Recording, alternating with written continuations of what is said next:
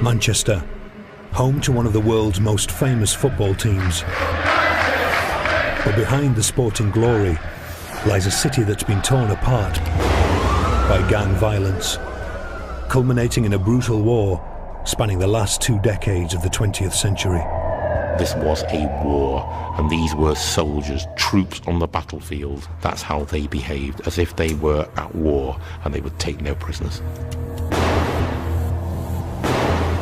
These gang wars would create a climate of fear and leave hundreds dead or injured.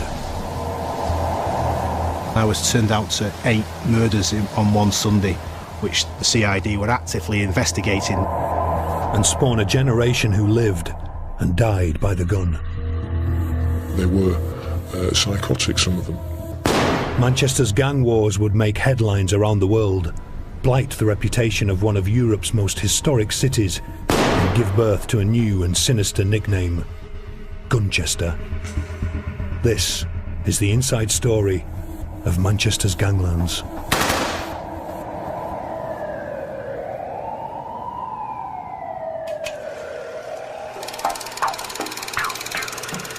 Manchester's earliest gangs, like the city itself, were forged in Britain's Industrial Revolution.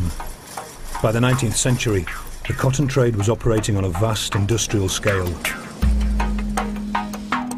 The city, over 300 kilometres north of London, became Cottonopolis, the most important textile trading centre in the world. But not everyone benefited from these boom times. You had the very wealthy manufacturing barons and an extremely wealthy sort of city centre with top quality stores and impressive public buildings. But this was surrounded really by a sea of squalor and very poor housing. In the 1870s, chronic overcrowding and poverty helped foster a culture of street fighting gangs known as scuttlers. These were the hoodies of the day, with colourful names like the Bengal Tigers and Buffalo Bill's gang. The city's fortunes dwindled in the Great Depression. Industry slipped into terminal decline. Unemployment rocketed. People did whatever they could to survive. No money, no food, and robbing was the only way around getting a few quid. Out of these hard times emerged Jimmy Donnelly, known as the Weed because it was said he grew on you. He spent his early years on the south side of the city. His mean streets were those of Wythenshawe, the largest housing estate in Europe. He would grow up to become a member of one of Manchester's most infamous mobs, the Quality Street Gang. Crime lords of the city for almost 30 years. The Weed learned his trade in 1950, at the tender age of 10, when post-war rationing meant sweets were still a luxury item. I robbed a place called Brooks's Biscuits, and I went through the roof and rolled boxes and boxes of black chocolate off the roof, trying to earn a few quid, selling it at school. I put the whole school in hospital, but they all had the runs. Jimmy then turned his hand from chocolate to meat and fish when he started work as a delivery boy in the city's largest market, Smithfield. He was 15 and earning a wage, but already set on a career in crime. You go into the kitchen, you throw your stuff down, and the chef would weigh it or check it, but you didn't pinch that stuff. On your way out, you pinched the turkey that had been delivered the day before. Here is the wholesale fish market, and which had 5 gates where all the wholesalers would sell the fish. I actually worked across the road there in the retail market. Number 3 gate was there, and my great friend Jimmy Swords worked in there. At Smithfield, he found a fighting partner, delivery boy by day, street fighter by night. Jimmy Swords. While getting to know Jimmy, there was the odd occasion where I had a little pop at him. And I come unstuck. So I did try my hand with him, but he just flattened me. This was the era of teddy boys, gangs of sharp-suited youths who fought with bike chains and cutthroat razors.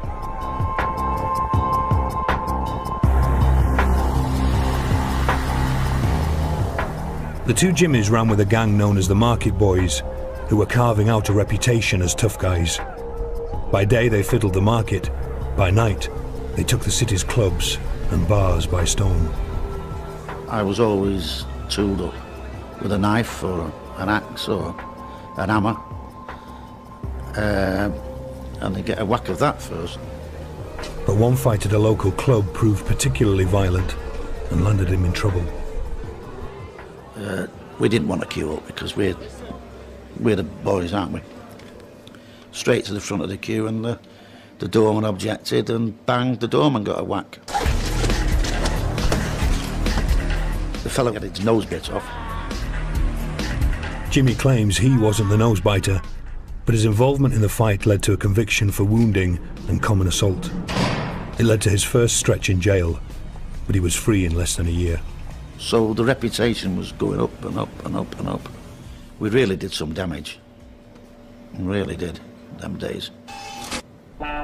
With the reputation came a new moniker, the Quality Street Gang, or QSG, named after a chocolates advert of the time that featured comedy villains.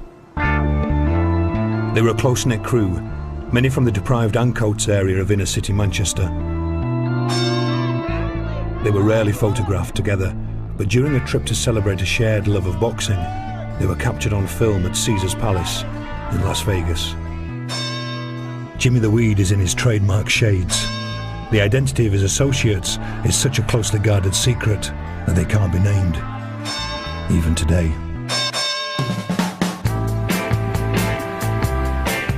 Hard on the heels of post-war austerity came the boom years of the swinging 60s. As the money rolled in and skirts rolled up, the lads began to rise through the ranks of the Manchester underworld. In 1961, the government legalised betting shops in an attempt to take gambling off the streets. Ironically, it led to an explosion in the number of casinos. Manchester became an entertainment capital, its vibrant club scene full of roulette wheels and gambling tables.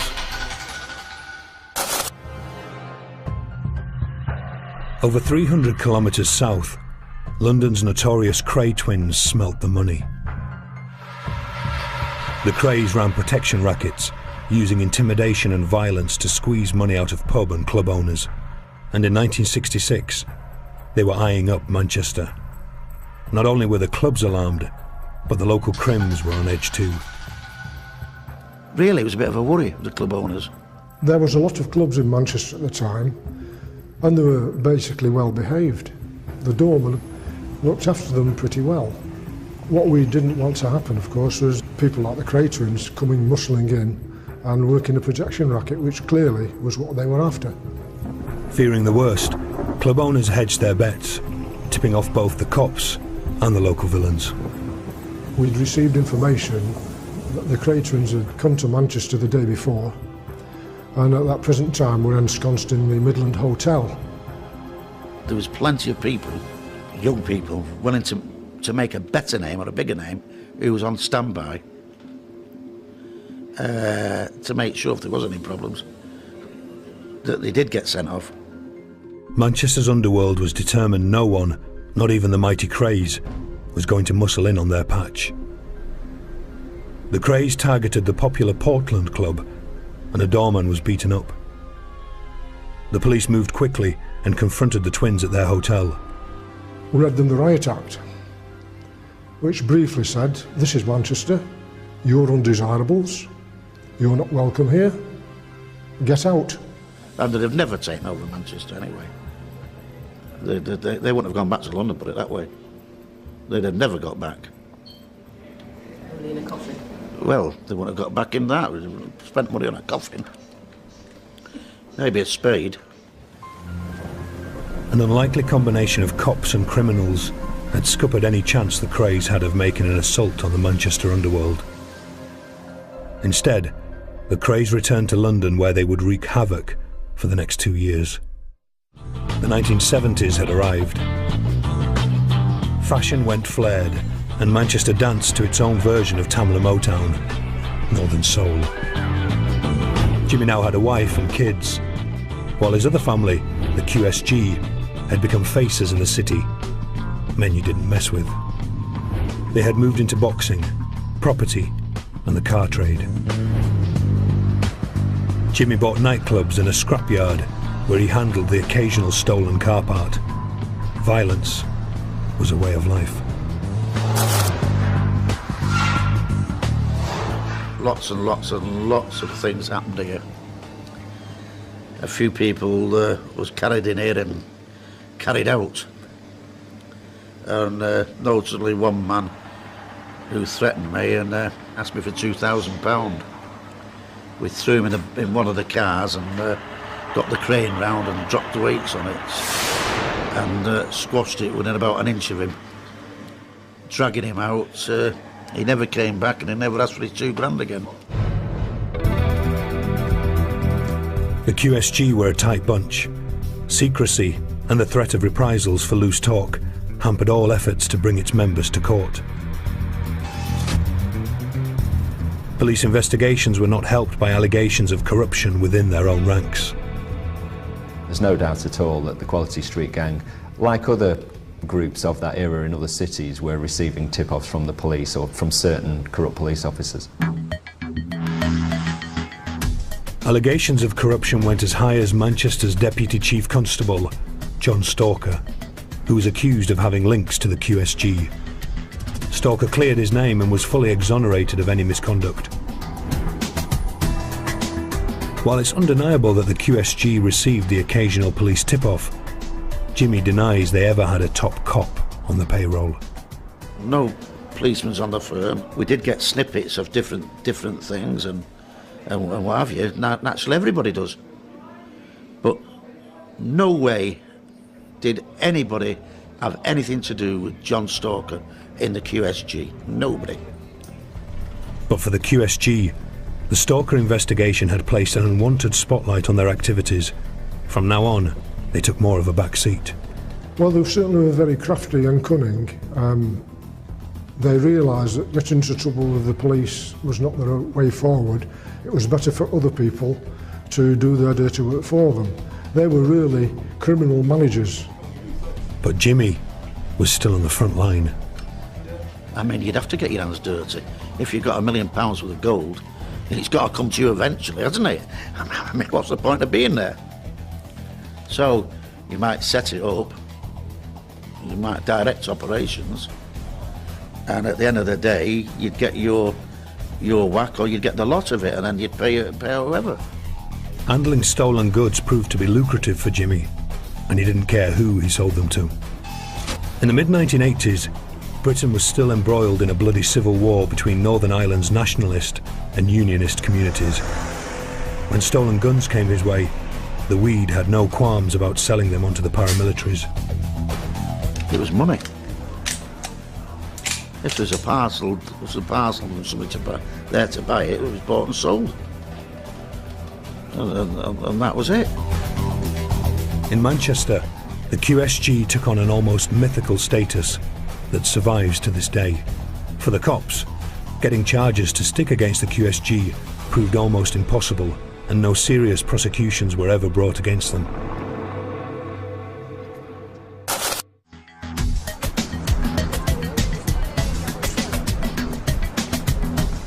"1979 arrived with a new Conservative government, rising inflation and high unemployment. But in Manchester, the villains bucked the trend with a new money-making enterprise: armed robbery. Wages were still delivered by hand, soft targets for hard men. And professional robbers Fred Scott and Lenny Pilot took full advantage. We knew them very well, and they was good workers. I mean, the way they performed the work was fabulous. At the time, they would have been regarded as the most prolific and successful armed robbers in the north of England. Scott and Pilot formed the Crazy Face Gang, named after the grotesque masks they wore to terrify their victims. They targeted cash deliveries, mostly from security vans.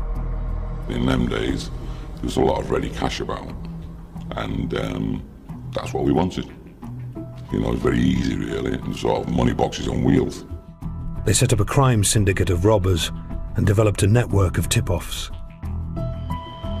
This former gang member served time and claims to have put his past behind him, so he prefers to remain anonymous.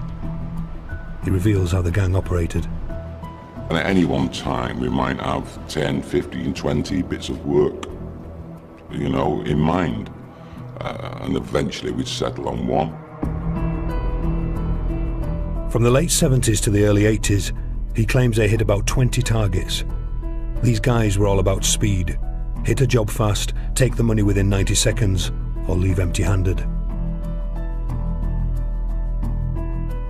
Kenny Connor was a career robber, and a prolific one. He got me 285,000 quid in cash I'd stole, not to mention the jewellery, paintings, antiques and whatever else we stole, you know what I mean? But I was mainly cash.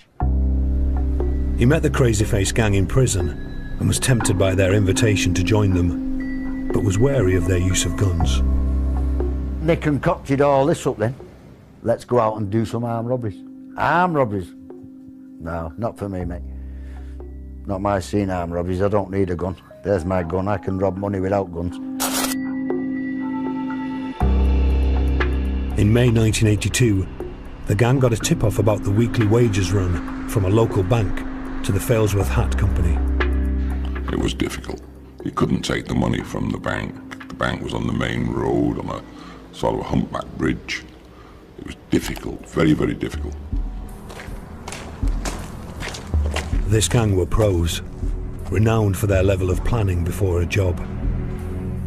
First they drilled holes in the back of a van, then parked up across the street from the bank. From their hiding place inside, they watched how the money was moved from the bank to the nearby factory at the end of a cul-de-sac. We knew then what time the money was picked up. It was actually chained to the man's hand when he left the bank, but unchained when he put it in the boot of his car. We couldn't touch it near the bank, we couldn't go near it. So we decided the best place to take it is just before they actually get to the company, as they're in this cul-de-sac. Assured of success, Kenny Connor agreed to join the team. Well, they'd done their own work on it, hadn't they? They'd done their own work, see what happens, Failsworth Hat Company. And the reason they wanted to do that is, like I said, it was simple. On Friday, June the 4th, the Hat Company wages were collected as usual. But this time, the Crazy Face gang, kitted out with masks and shotguns, was lying in wait. Pilot and Scott are in this street in the van, all right? As the Failsworth Hat blokes come, they turn in this street here. Pilot and Scott start up, tear around this corner, smack into them, bang. Scott and Pilot rammed the car containing the money. Scott gets out this side with one gun. He's got them. Pilot gets out this side, runs to the transit, gets hold of him. With the driver dazed, the gang grabbed the cash.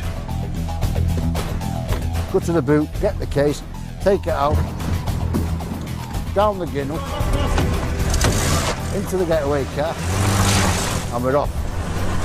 The men made their escape £7,000 richer, a pattern they would repeat time and again. Easy, very easy. No problems at all with that one. Though Connor got his share of the money, the use of shotguns in the robbery had unnerved him. Because it must have been terrifying for him, you know what I mean? I thought, right, that's the last time I do this for anyone. Don't like it. Connor claims it was his last job with them, but the gang had enjoyed the sweet taste of success, and they wanted more. By the end of the year, they were so prolific, robberies rose by over a third across the county, and the use of guns quadrupled from the 79 average to 6 a week, as other robbers followed their lead. But by 1983 they were doing so many jobs, it was inevitable their success couldn't last much longer.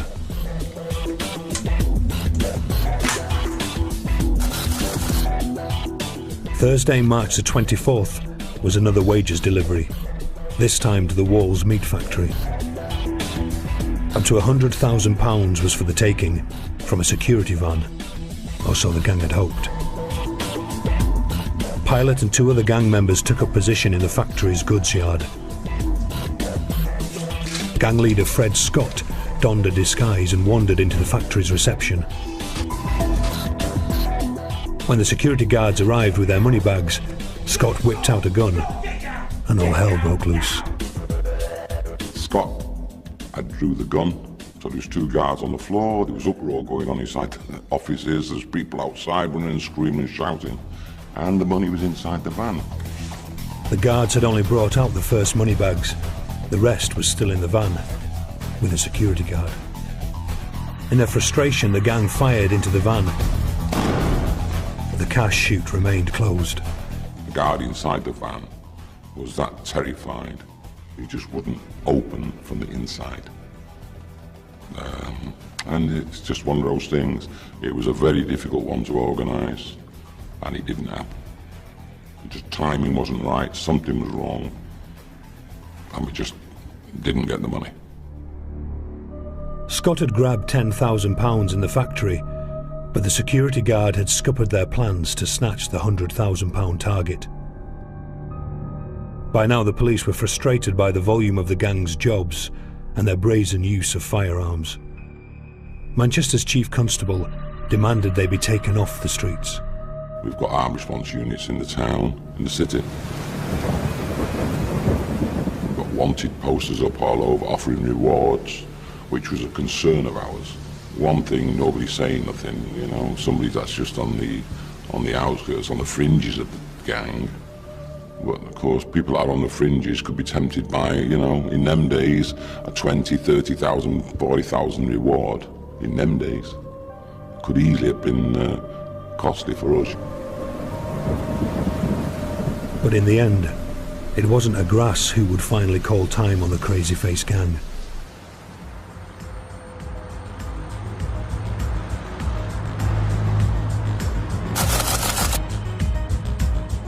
The gang robbed a post office in Moston, north of the city. They escaped with £6,000 in a stolen car, but as they switched to their own cars, they were spotted. The registration numbers led police straight to Scott and Pilot. That was the start. That's how the police was onto them then. Scott and Pilot were charged with the robbery, and now events took a dramatic turn for the pair.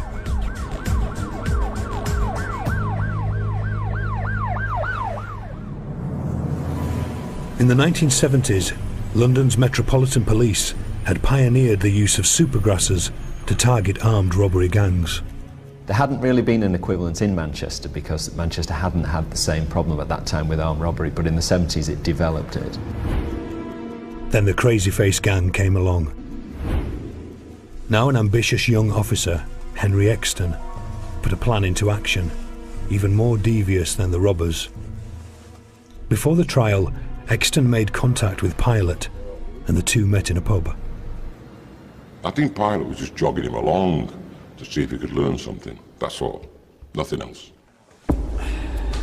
Unknown to Pilot, the meeting was secretly recorded. Months later, Scott and Pilot were sentenced to 10 years for the post office job, but police still had to prove they did the other jobs too. Exton played his next card. He visited Pilot in Manchester's Strangeways jail, and this time asked Pilot to turn supergrass and confess to all the gang's crimes. There was never any chance in the world that any Pilot was ever going to talk to the police. Never. And the same with Fred Scott. Fred Scott didn't even talk to himself, never talked to anybody else. You couldn't get near Fred Scott. So no, there was no chance. No chance. He had to be something very, very clever, very good to get them two to talk. With Pilot refusing to cooperate, Exton needed Scott to talk. He produced the secret recording. Exton offered him the deal and played him a tape. And Pilot's voice was on the tape.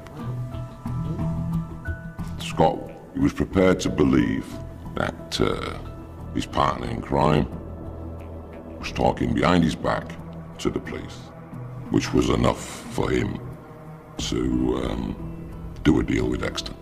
It was all a very, very clever ploy, and they managed to turn Fred Scott into a supergrass. Believing his partner had already coughed to the cops, Scott named the whole gang and confessed to the robberies.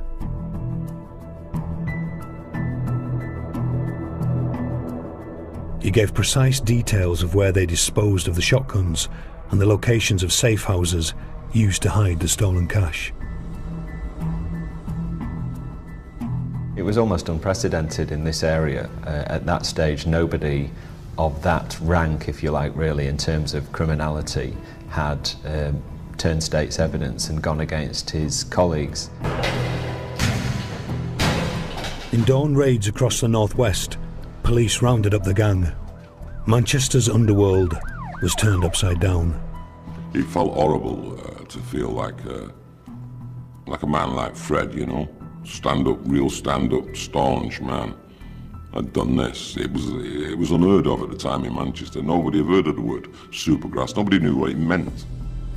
Other gang members followed Scott's lead and named Pilot. Facing a minimum of 20 years in jail, Pilot too turned supergrass. He was given 6.5 years for his crimes. 9 gang members were jailed for a total of 55 years. Kenny Connor got 10 years. No feelings whatsoever. You take it with a pinch of salt. What goes around comes around. I'm a criminal, he accepts everything. And if they're going to catch me, use any method. Rumours circulated in the press of a £50,000 QSG contract to kill Scott and Pilot. I don't think there was any truth in it, no. Never mind the 50 grand. If somebody had found Scott and Pilot, they'd have done it for nothing and put them away. A whole tier of Manchester gangsters had been taken out. But instead of cleaning up the city's streets, it only ushered in a new generation of dangerous young hoods. A new, younger breed, who the police knew nothing about, suddenly emerged and took their place. That really was the start of the modern gangs of the 1980s. They were just, you know, ruthless criminals who had a laissez-faire attitude to the law and the police, and they operated in an open way and didn't care if they got arrested.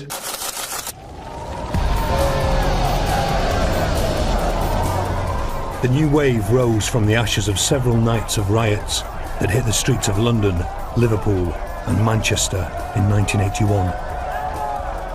Years of harassment, interracial unrest and soaring unemployment in Britain's black communities culminated in pitched battles with police.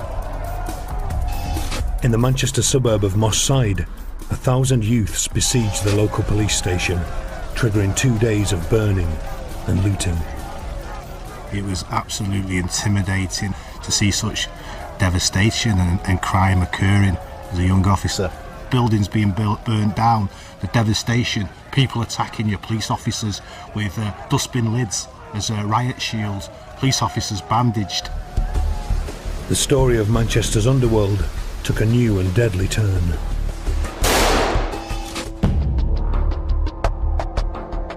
It was about hard drugs, big money, and a brutal battle for control. Even today, the fear of reprisals is so great, gang members past and present won't talk. This is a story only the cops are willing to tell.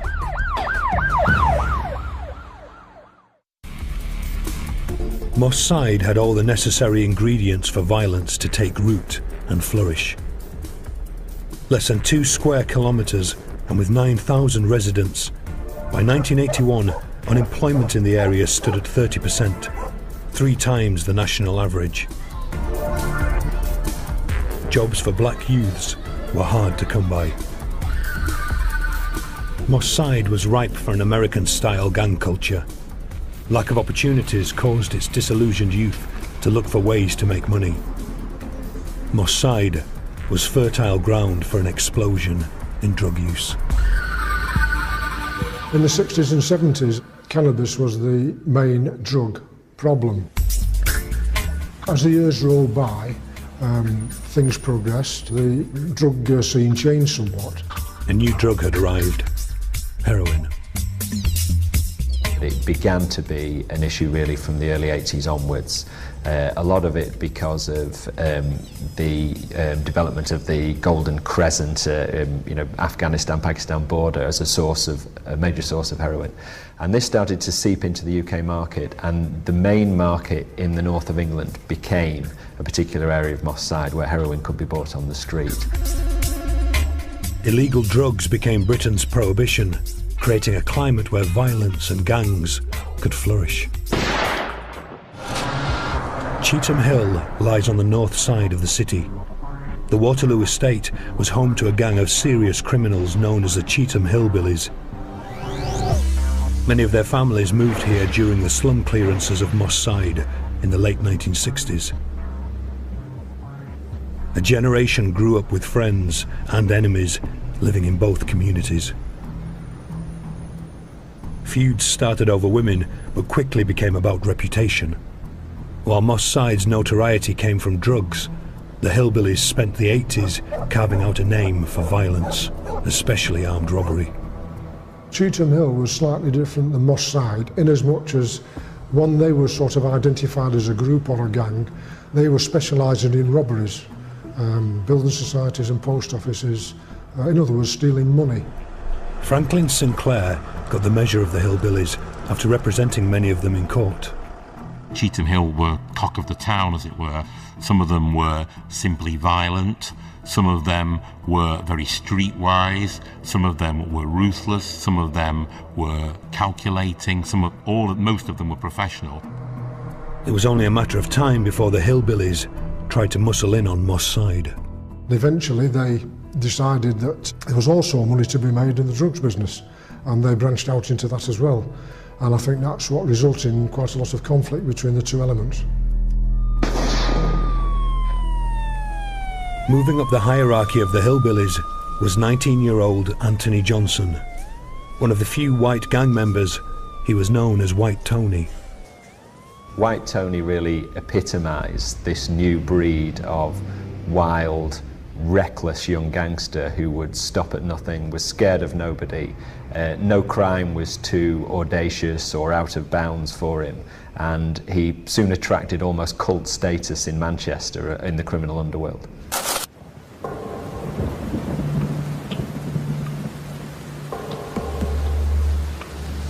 White Tony was about to prove himself.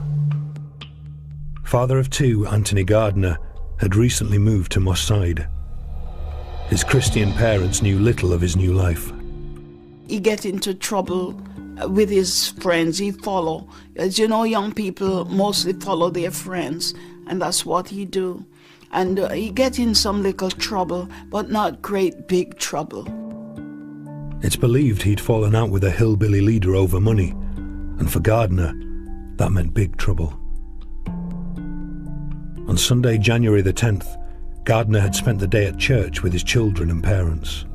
When it was 6 o'clock, we get ready to go back to church.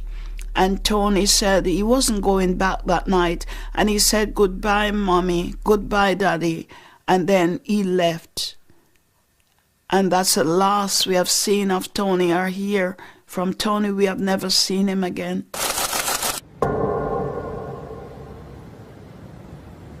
He returned to Moss Side. Later that evening, as he sat in a friend's car, a gunman stepped out of the shadows and shot him dead.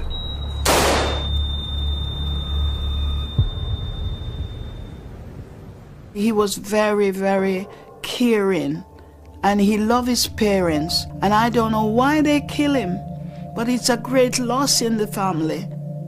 My husband, he was crying for his son. The family have got great grief. His niece and them, they were only young, but some of them still remember No one was arrested for his murder, but Johnson bragged he'd pulled the trigger. And this really, I think, proved it made Johnson's reputation to the gang, both who he worked for, but also to his rivals. White Tony lived by the gun, and that's why he progressed as quickly as he did, because he was fearless. As White Tony was establishing his reputation, Manchester was changing. July 1988 saw the birth of a cultural revolution in the city's club scene. US import acid house music had arrived, and with it, the potentially lethal dance drug, ecstasy. The city became Manchester. Not since the 1960s had the city been an entertainment capital. Now, clubbers rubbed shoulders with bands like the Happy Mondays and the Stone Roses. Recreational drug users flocked to the Hacienda nightclub, the mecca of dance music. While just 3 kilometers away, heroin addicts were making a pilgrimage of a different sort. Moss Side's shopping precinct had become the Northwest's prime marketplace for heroin. It was quite shocking to see, because it was that blatant. You had people who came and stood on the street, and you reflect and think, how did this establish itself? Which came first, the dealers or the abusers? Police launched a thorough crackdown. They'd learnt lessons from before. First, they targeted the suppliers. In February, as a London train pulled into the city's Piccadilly station, the drugs squad was lying in wait. In a neat sting, they arrested 2 men carrying over 1 kilo of heroin, worth close to £250,000. In November, police hit the dealers. They used video evidence to prosecute 12 men and smashed the lucrative heroin market centred around the shopping precinct. But other criminal elements quickly filled the void, and the heroin market moved deep into the neighbouring Alexandra Park estate. It was a critical turning point. The Moss Siders split into 2 distinct gangs, named after the streets where they lived. They carved up the estate between them. Alexandra Road South into Alexandra Road up to Moss Lane West would be the dividing line. This side of the estate would be known as the Gooch Close Gang. This area here would be what was commonly known as the Doddington Gang territory. The brutal gang and turf war began as the 2 sides battled to control the lucrative drugs trade. This former police officer patrolled the estate as hostilities began. The nature of his detective work means he has to remain anonymous. They took it as an insult, as a slight, if competitors or people from another faction came onto their turf as such. They all had lucrative drug dealing activity within their particular areas, and they wouldn't allow anybody else to impact on their business, because that's how they made their money. And they guarded and defended their area, their geographical area, sometimes with their lives. There's no doubt about that.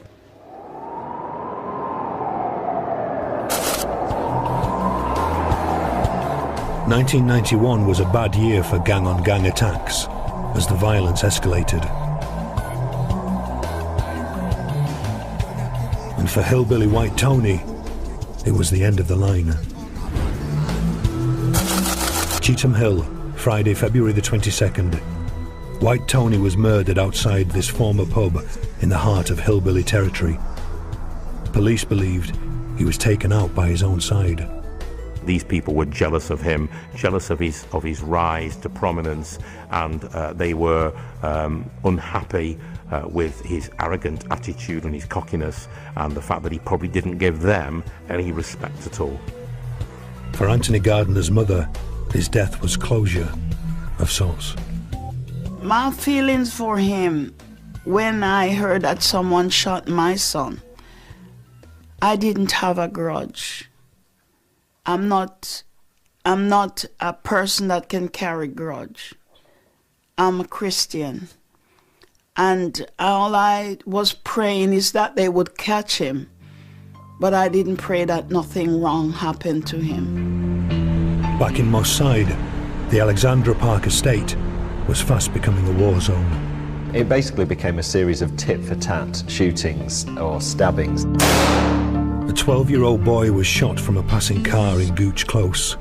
Within 2 hours, the Gooch gang attacked a man with a machete in a local pub. It was required of them to not be cowed in any way, and that they had to retaliate, and the sooner the better. It wasn't unusual to get a major job one day and next day find that somebody had been shot in the leg, only to find out that next day somebody from the other opposing side had been also shot in the leg. The Manchester label was forgotten as the city now gained international notoriety as Gunchester. You had this kind of arms race growing between these two small groups of people. Not only was it difficult to find witnesses to these incidents, it was almost impossible to get the truth out of the victim. They're in fear of their lives. They know that if they go public, they are going to suffer reprisals. By spring 1991, there'd been 13 woundings and 1 attempted murder on the Alexandra Park estate alone. And hostilities now stepped up a gear. During the early hours of Monday, April the 29th, 17-year-old Carl Stapleton left his aunt's house and headed for his home in Gooch territory. He never made it. His body was later found slumped in an alleyway. He'd been mutilated with a machete. Stapleton simply lived on the wrong side of the estate.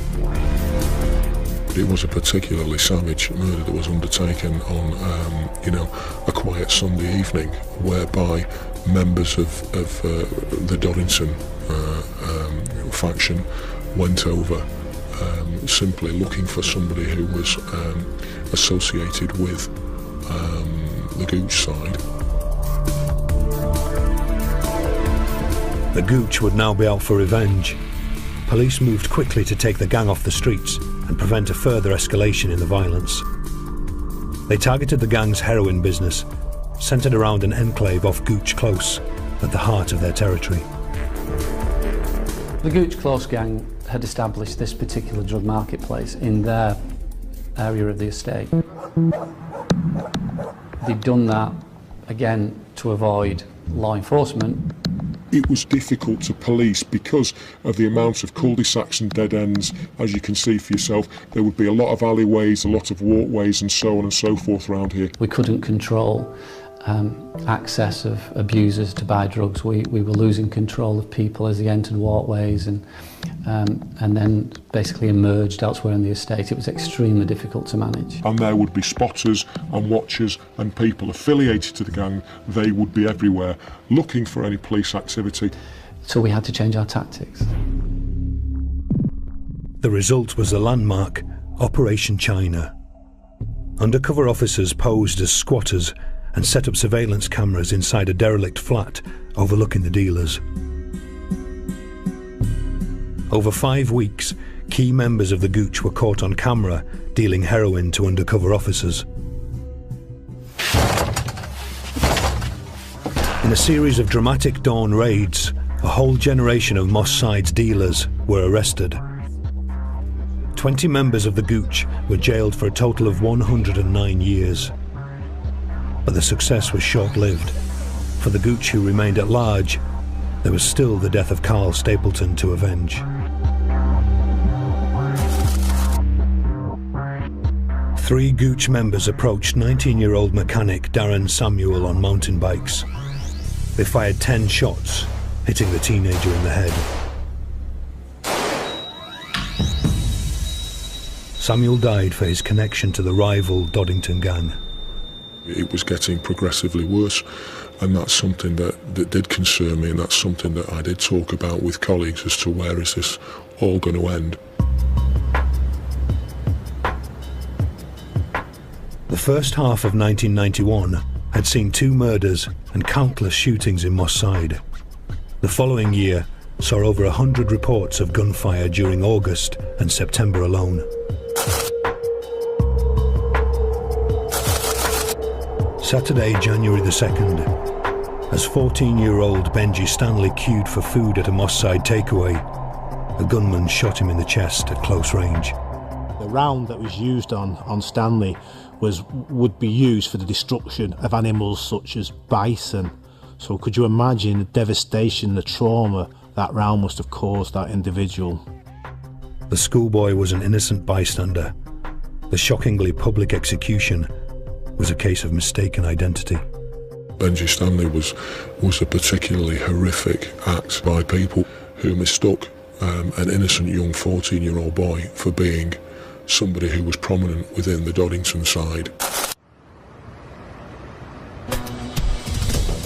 The gangs were on the brink of all-out war by 1994, and when a Cheetham Hill gang boss was shot at, everyone expected a bloodbath. But worn down by years of conflict, the gangs agreed instead to a truce. The worst days of the gang conflict seemed to be over, yet old hostilities don't just disappear.